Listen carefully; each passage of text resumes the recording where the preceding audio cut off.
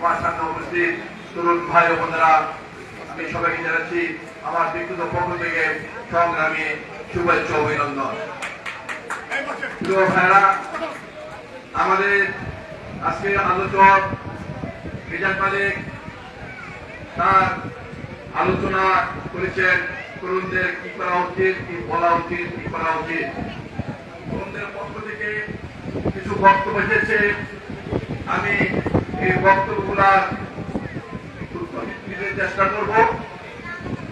আমাদের এক বোন বলেছেন নারীদের শিক্ষার ক্ষেত্রে বিশেষ ব্যবস্থা থাকবে কিনা। আমি এই বোনকে বলতে চাই, আমাদের বিএনপির প্রতিষ্ঠাতা শহীদ রাষ্ট্রপতি জিয়াউর রহমান যখন ক্ষমতায় ছিলেন, তিনি সর্বপ্রথম নারীদের উন্নয়নের জন্য তিনি কাজ করেছেন।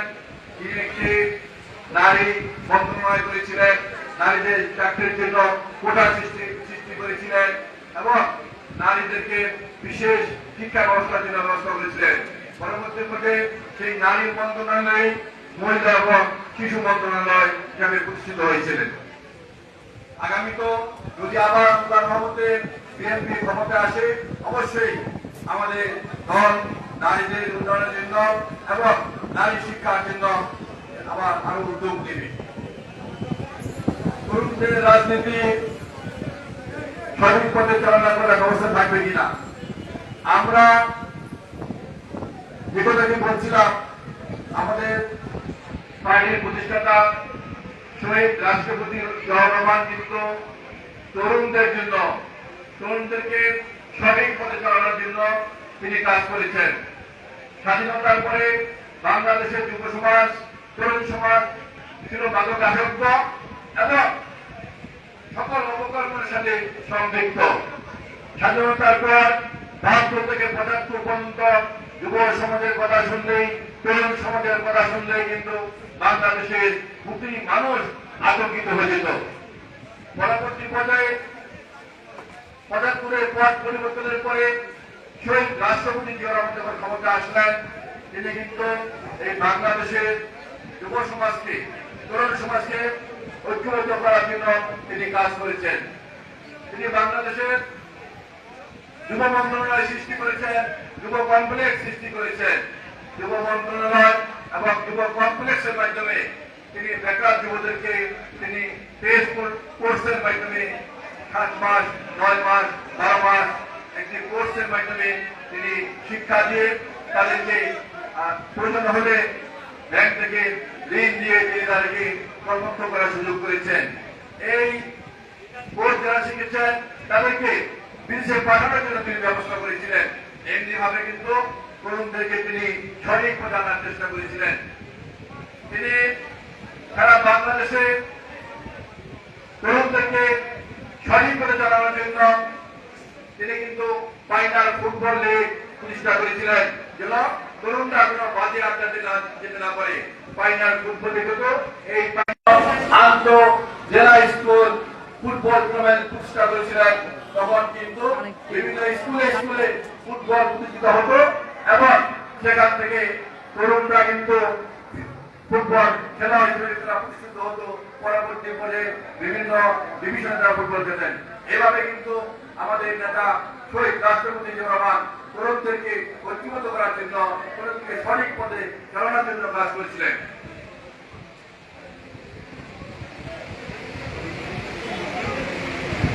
গত 17 বছর কিন্তু বাংলাদেশের মানুষ ভোট দিতে পারেনি। এক ভাই বলেছেন আমরা ভোট দিতে পারিনি, এবার ভোট দেওয়া যাবে কিনা, আপনারা বিএনপি কি ব্যবস্থা নেবে। আমরা কিন্তু গত 16 বছর আমাদের পার্টির ভারপ্রাপ্ত চেয়ারম্যান তারেক রহমানের নেতৃত্বে মানুষের ভোটের অধিকারের জন্য আমরা আন্দোলন করেছি। এই আন্দোলন করতে গিয়ে আমাদের অনেক ভাই গুম হয়েছেন, অনেক ভাই খুন হয়েছেন। আমাদের নেত্রী বেগম খালেদা জিয়া একটি মিথ্যা মামলায় তাকে 10 বছর সাজা দেওয়া হয়েছে, তিনি 6 বছর তিনি কারাবরণ করেছেন। তারপরে কিন্তু তারেক রহমান আপোষ করেননি। এই বিএনপি লক্ষ লক্ষ নেতা কর্মী মিথ্যা মামলায় কারাবরণ করেছেন। তারপরে কিন্তু বিএনপির একটা নেতা কর্মীও কিন্তু রাজপথ ছাড়েননি। তারেক রহমানের নেতৃত্বে ঐক্যবদ্ধভাবে আন্দোলন সংগ্রাম করে সেই শেখ হাসিনার পতন নিশ্চিত করেছে। আমরা বলতে চাই, মানুষের তরুণদের ভোটের অধিকার আদায় করার জন্য কিন্তু আমাদের নেত্রী বেগম খালেদা জিয়া 6 বছর কারাবরণ করেছেন। এই তরুণদের ভোটের অধিকার আদায় করার জন্যই বিএনপির শত শত হাজার হাজার নেতা কর্মী সাধারণ পালন করেছেন। এই তরুণদের ভোটের অধিকার আদায় করার জন্যই বিএনপির লক্ষ লক্ষ নেতা কর্মী মিথ্যা মামলায় কারাবরণ করেছেন।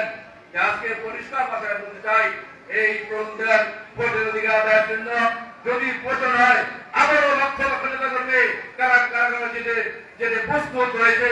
আমরা তরুণদের ভোটের অধিকার আদায় করে থাকবো ইনশাআল্লাহ। এক বন্ধু বলেছেন, বেকার তরুণদের জন্য কোন ব্যবস্থা আছে কিনা হবে। আপনারা জানেন, শহীদ রাষ্ট্রপতি জিয়াউর রহমান বেকারদের জন্য কারিগরি শিক্ষা ব্যবস্থা তিনি প্রচলন করেছিলেন এবং কারিগরি শিক্ষা ব্যবস্থা স্কুলগুলোতে তিনি 6 মাস 9 মাস 12 মাসের পেড কোর্সের ব্যবস্থা করেছিলেন, যেখানে বেকার যুবকরা কাজ শিখবে, কাজ শিখে হয়তো কাজ করবে বা কেউ বিদেশ চলে যাবে।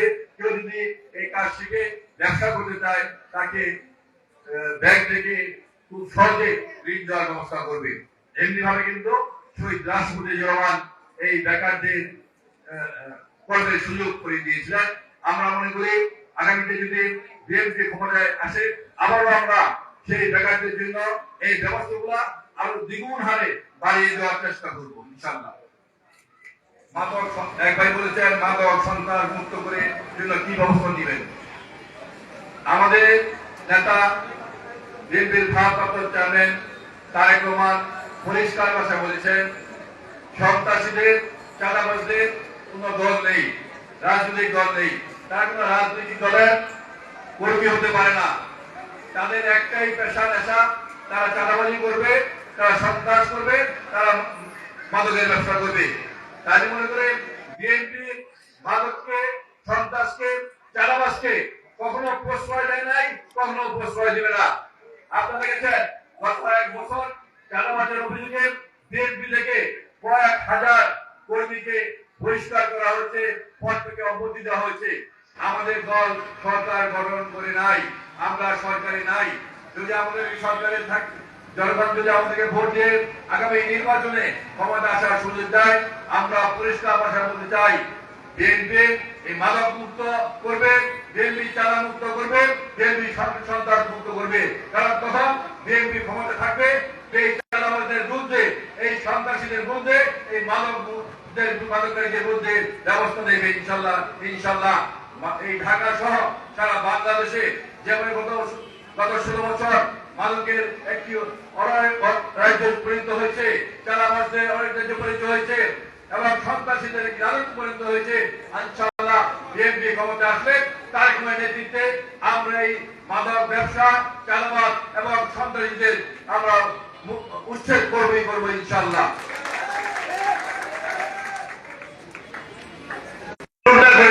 ছাত্ররা করেছিল কিন্তু সেক্ষেত্রে আন্দোলন এই তরুণরা করেছিল, কিন্তু ছাত্ররা করেছিল কিন্তু 69 গণ আন্দোলন এই তরুণরা ছাত্ররা করেছিল। শহীদ রাষ্ট্রপতি জিয়াউর রহমান মুক্তিযুদ্ধের ঘোষণা দেওয়ার পরে এই বাংলাদেশের তরুণরা, বাংলাদেশের ছাত্ররা, বাংলাদেশের যুবকরা কিন্তু সেদিন পাকিস্তান সরকারের মধ্যে যুদ্ধ করেছিল, এই তরুণরাই করেছিল কিন্তু।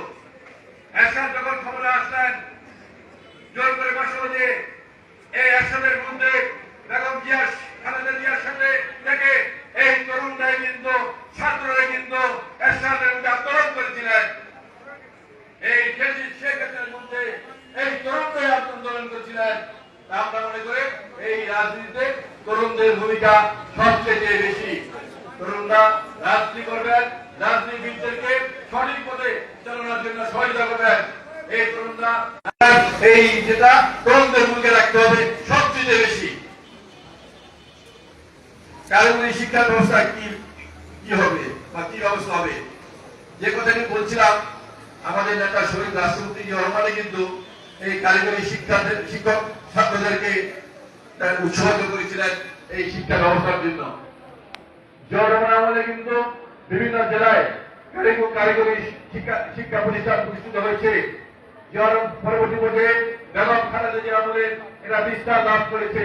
আপনারা জানেন, কিছুদিন আগে দেখেছেন বিএসসি ইঞ্জিনিয়াররা ডিপ্লোমা ইঞ্জিনিয়ারের বিরুদ্ধে তারা বিক্ষোভ করেছে, মিছিল করেছে। এই ডিপ্লোমা ইঞ্জিনিয়াররা ইঞ্জিনিয়ার লিখতে পারবে না, এটা কিন্তু জবাব করেছিল। বিএনপি কিন্তু ডিপ্লোমা ইঞ্জিনিয়ারের পক্ষে অবস্থান নিয়েছে, কারণ বেগম জিয়ার সময় বেগম জিয়া সিদ্ধান্ত নিয়েছেন এই ডিপ্লোমা ইঞ্জিনিয়াররা তারা কিন্তু ইঞ্জিনিয়ার লিখতে পারবে, এই সিদ্ধান্ত দিয়েছেন বেগম খালেদা জিয়া।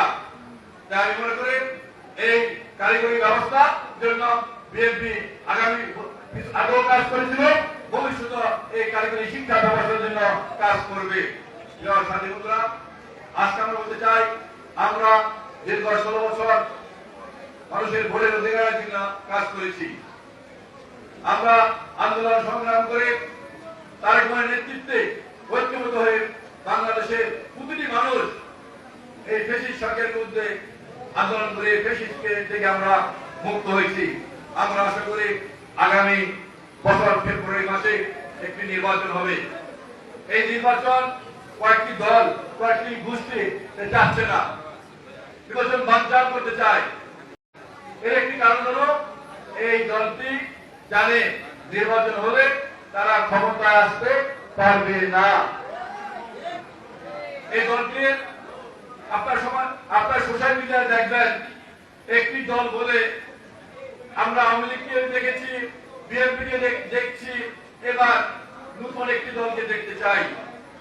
আমরা পরিষ্কার ভাষায় বলি, আমরা কিন্তু নতুন ওই দলটি যাকে বলতে চাচ্ছে ওই দলটিকেও আমরা দেখেছি। ওই দলটি কি করেছে? স্বাধীনতা যুদ্ধের সময় বাংলাদেশের মানুষের সাথে বেমেনি করে পাকিস্তান সরকারের সাথে হাত মিলিয়েছিল, পাকিস্তান বাহিনীকে সহযোগিতা করে বাংলাদেশের মানুষকে হত্যা করেছে, পাকিস্তান বাহিনীকে সহযোগিতা করে বাংলাদেশের মা বোনদের ইজ্জত নষ্ট করেছিল এই দলটি। আমরা দেখেছি না? আবার জামাত বড় বড় কথা বলে, আবার জামাত বলে তাদেরকে দেখেছি, আপনাদেরকে দেখেছি তো। আপনারা বাংলাদেশের মানুষের সাথে বেমেনি করেছেন, আবার নতুন করে আপনারা কি শুরু করেছেন? ইসলামকে ধ্বংস করার চেষ্টা করছেন। আপনারা মন্দিরে গিয়ে বলেন রোজা ও পূজা মুদ্রার একটি ডালবে। আপনারা বলেন হিন্দুদের উলুধ্বনি আর মুসলমানদের আজান একই জিনিস। এগুলো হলো সব হলো ক্ষমতা দেওয়ার জন্য, একটি গোষ্ঠীকে তাদের পক্ষে টানার জন্য তারা ইসলামকে ধ্বংস করে দিচ্ছে। আবার বলেন বিষ্ণু, কৃষ্ণ, মোহাম্মদ, আলী সবাই শান্তির বাহক। এই হতে পারে? ক্ষমতা দেওয়ার জন্য মিথ্যাচার করছে, ইসলামকে ধ্বংস করে দিচ্ছে। জামাত ইসলামের সাধারণ সম্পাদক বলেন কোরআনের আইন পরিবর্তন করার সময় হয়েছে। এটা কি সম্ভব? কোরআনে একটি ধারা পরিবর্তন করার সুযোগ নেই। আর তারা বলেন একটি গোষ্ঠীকে খুশি করার জন্য বলেন কোরআনের আইন পরিবর্তন করার সুযোগ হয়েছে। তরুণ ভাইদের বলছে এই যে তারা ক্ষমতা দেওয়ার জন্য ইসলামকে ধ্বংস করে দিচ্ছে, এদের ব্যাপারে সজাগ থাকতে হবে। আমাদের নেতারা কিন্তু আজকে একটি গোষ্ঠীকে, পার্শ্ববর্তী একটি দেশকে খুশি করার জন্য আজকে মুখে যা ইচ্ছা তাই বলছে, কোরআনের বিরুদ্ধে বলছে, নবীর বিরুদ্ধে বলছে। আজকে তারা এই ইসলামকে দ্বিধাবিভক্ত করার চেষ্টা করছে। তাই তরুণদের বলতে চাই, আমরা দেখেছি, আপনারা বলুন, আমরা জামাতকে দেখেছি, জামাতের আদর, জামাত স্বাধীনতার বিরুদ্ধে কথা বলেছিল, জামাতের নেতারা বাংলাদেশের মা বোনদের হত্যা করেছে, মা বোনদের ইজ্জত নষ্ট করার জন্য সহযোগিতা করছে। জামাতের পুলিশ নেতা মাওলানা মওদুদী আমাদের নবীজির বিরুদ্ধে কথা বলেছিল,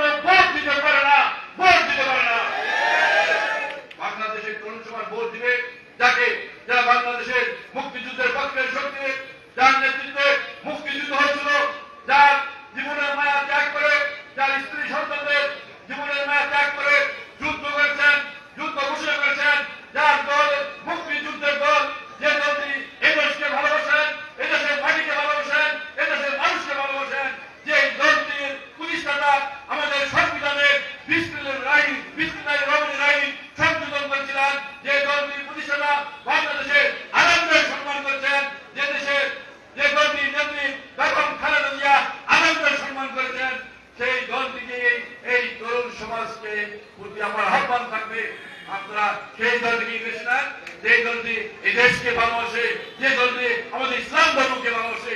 তাই সবার কাছে আহ্বান থাকবে, আগামী নির্বাচন যে নির্বাচন হবে সেই নির্বাচনে বিএনপির প্রার্থী বেগম খালেদা জিয়ার প্রার্থী তারেক রহমানের প্রার্থীকে ধানের শীষে ভোট দিয়ে বাংলাদেশের স্বাধীনতা সার্বভৌমত্ব অক্ষুণ্ণ রাখবেন, বাংলাদেশের ইসলামী মৌলবোধ অক্ষুণ্ণ রাখবেন।